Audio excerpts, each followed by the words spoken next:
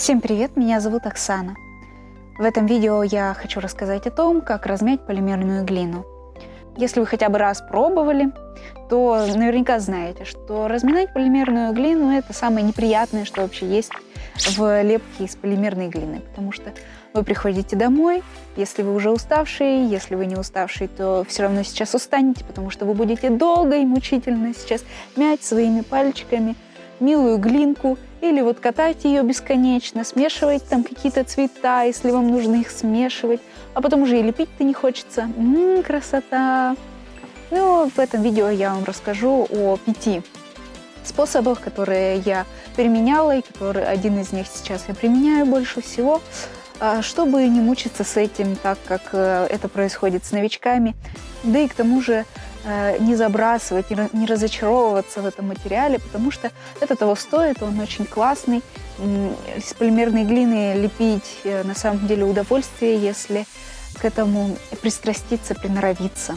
Если вы новичок, то еще на стадии материала просто выбирайте тщательно и смотрите на качество, упаковку, смотрите на срок годности. Если где-то не написано, то обязательно смотрите на состояние упаковки, как она выглядит. Например, она может быть какая-то потертая, прям вся такая черненькая, например, от старости, или какая-то порезанная, или какая-то порванная. Проверьте немножечко маленький кусочек прямо в упаковке, постарайтесь отломить. Если глина прям крошится, если она даже не думает о том, чтобы хоть как-то смяться в один маленький кусочек, если она вот как песок или как дубина, просто вот такая вот, не надо ее брать, не надо. Вы просто выкинете деньги на ветер. Во-вторых, разные фирмы отличаются. Вот, например, Craft & Clay, она сама по себе вот как песок, и из нее сложно лепить. Вот прям ее и размять сложно, и с ней надо долго мучиться, с этой Craft & Clay. Это самая дешевая глина, собственно, что вы ждали. Но она прям как дубина, и она как песок. Не то чтобы прям свеженькая, еще ничего, но сложновато, не очень приятно. Но если на упаковке написано soft, то это не значит, что она легко прям разомнется. Она легко разомнется, но она у вас растает потом в руках, и лепить из нее будет не очень приятно. Там Fima Soft или Scalpi Soft. Это все означает, что из этой глины можно легко сделать какой-то типа крем. Она очень сильно растекается. Она прям вот тягучая-тягучая. Оптимальный вариант, когда она более-менее твердая, тогда из нее и лепить приятнее, потому что от нагрева рук глина станет мягче. Будет очень обидно выкинуть деньги на ветер, потому что глина все-таки она одноразовая. То есть вы слепили, запекли, и все, больше вы ничего с ней сделать не сможете. Эта фигурка будет пластиковой, стоять и напоминать о вашем провале, либо она просто сожжется в вашей печке. В общем, если ваша глина была какой-то старой, некачественной, или вы в нее что-нибудь добавили, то можете просто-напросто выкинуть свои деньги на ветер. Это будет очень обидно. Поэтому, может быть, вам следует сначала потренироваться там на пластилине каком-нибудь, потому что есть очень классные пластилины, или на самоотвердевающей глине, потому что удовольствие от лепки вы получите почти такое же.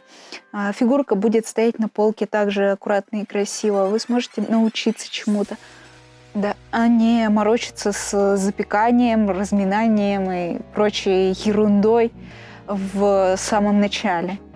Но если вы уже решились и вы хотите делать фигурку именно из полимерной глины, то я советую взять сразу же марки там Fima, Scalpi или Cernit, например, чтобы не мучиться особо с разминанием и не мучиться с лепкой.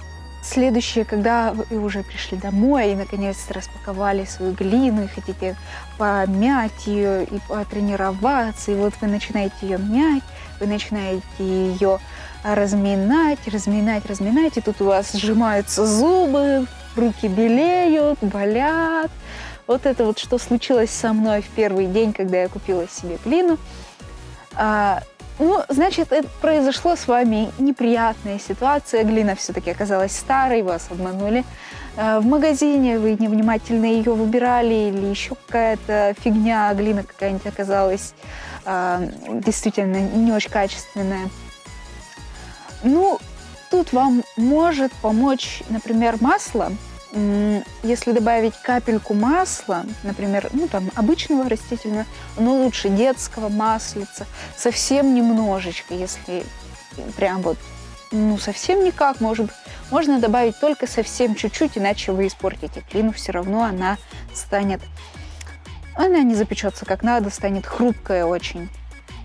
Я в свой первый раз прочитала то, что можно в глину добавить там масло и какое-нибудь масло, какую-нибудь фигню вот такую, то бесплатно, чтобы это было подешевле, потому что существует все-таки для старой глины размягчитель специальный, но он дорогой, и он вам пригодится, конечно, если вы собираетесь много лепить из полимерной глины. Так можно восстановить старую глину, так можно размягчать глину, убирать отпечатки пальцев, можно делать какие-то крема. То есть вот будет выглядеть прям как будто крем, глину выдавили, если. Вот.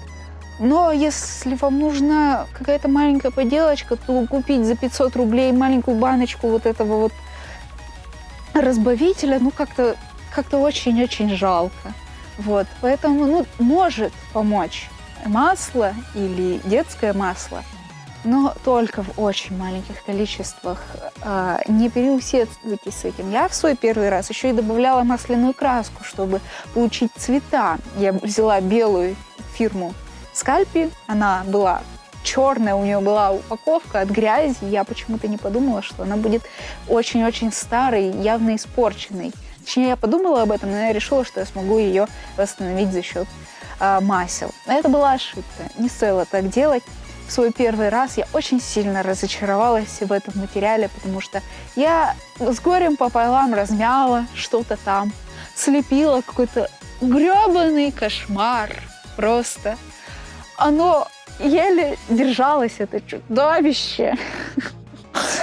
Я его поставила, запекла, оно в запекании все такое. И когда оно запеклось, я поставила его, чтобы оно остыло. И потом оно такое, прям как в «Мстителях», так рассыпалось в прах просто. Вот.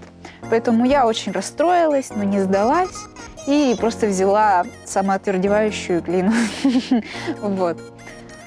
Надеюсь, благодаря моим советам вы не повторите моих ошибок, и все с вами будет хорошо и в порядке. Третье простое решение данной проблемы. Лепите в теплой комнате, разогрейте свои рученьки хорошенечко, подуйте на них. Вот. Согрейте немножечко глину в руках. Возьмите валичек. Сначала покатайте небольшие кусочки, потом возьмите валичек, покатайте валиком хорошенечко, складывайте и катайте. Скатывать глину намного легче валиком, чем руками, намного легче какую-то ровную поверхность. Вот.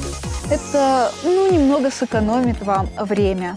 Лучше всего валики, знаете, такие железненькие валики, у них есть специальное покрытие. Они и стоят по 1500. Я не вижу смысла покупать такой валик за 1500 специально для полимерной глины.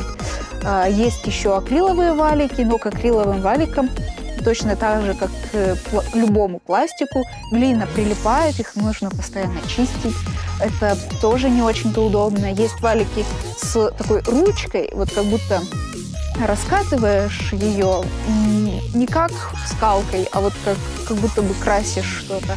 Это тоже не особо удобно, если честно. У меня вот вообще какая-то пластиковая, сантехническая тут трубка вообще. Вот она старехонькая, ужасная.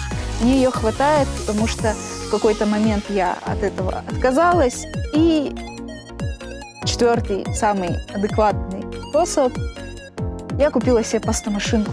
Я работаю с глиной много, постоянно, поэтому мне пастомашинка нужна. Да, это не так дешево, как все остальные варианты, но, в принципе, пастомашинку подержанную, например, можно найти за 1500 же. точно так же. Это очень просто. Только с пастой-машинкой вы сможете раскатать просто супер тонкие пластины глины. Они будут просто невероятно тонкими вручную, и никак иначе вы не раскатаете такие пластинки, кроме как с пастомашинкой. Я купила себе прям специальную пастомашинку, новенькую, красивенькую. У меня была, она вот в такой вот коробочке приехала красивенькая. Сейчас здесь не она, конечно, но это вот была Цернит. Так я и познакомилась с этой фирмой, и теперь это моя любимая фирма. Я своей пастомашинкой просто безумно довольна. Это так удобно, это так приятно. Это просто что-то чудо из чудес. Можно делать градиенты, вот как тут показано. Можно делать какие-то градиенты. Можно делать их очень плавными, можно очень хорошо разминать глину, она станет просто супер удобной в лепке. К тому же отмерять очень удобно для фигурок и делать равномерную толщину, чтобы при запекании она везде хорошо пропеклась. И можно делать очень-очень тонкие детали, очень ровно, какие-то доспехи. Можно делать все это просто максимально идеальным. Вот. Так что я советую приобрести пастомашинку. Она действительно очень-очень-очень полезная. И можно купить ее реально за 1500, если она будет подержанная, если она будет для макарон. У меня пастомашинка там вроде 7000 стоила. Вот. По-моему, 6,5. За 6,5 я ее купила, но она просто навороченная и специально для глины создана.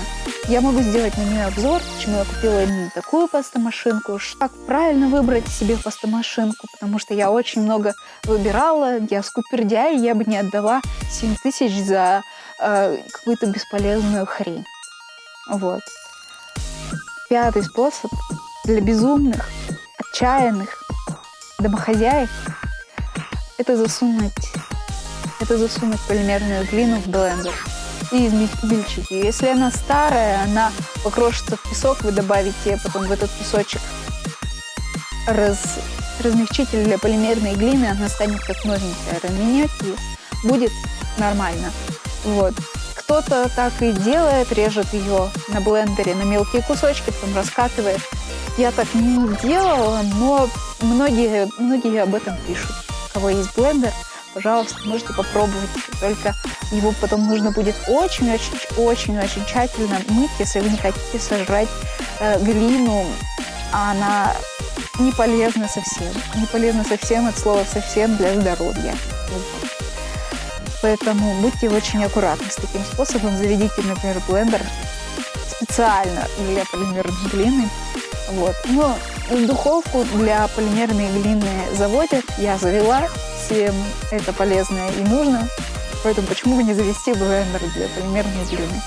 Но еще раз скажу, что лучше купите себе пастомашинку. Чего вы мучаетесь? Какой в этом смысл просто? Вот. Спасибо за просмотр. Надеюсь, это видео было вам полезно. Всем удачи и пока-пока.